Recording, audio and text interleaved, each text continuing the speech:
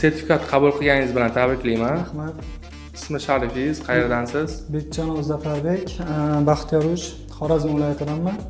O'quv jarayonlarida sizga eng yoqqan narsa nima bo'ldi? O'quv jarayonida menga yoqqan narsa bu sizlarning nimangiz, o'qitish tartiblaringiz hammasi vaqtida.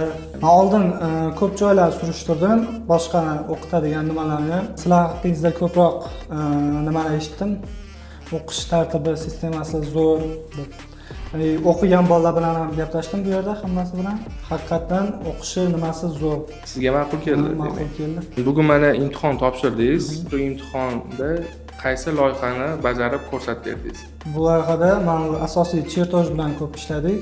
Bitta kuxnyani, chertojni asosiy men 4 ta formula hammasini o'rganib oldim, lekin bugun asosiy topshirgan vazifa chertoj edi.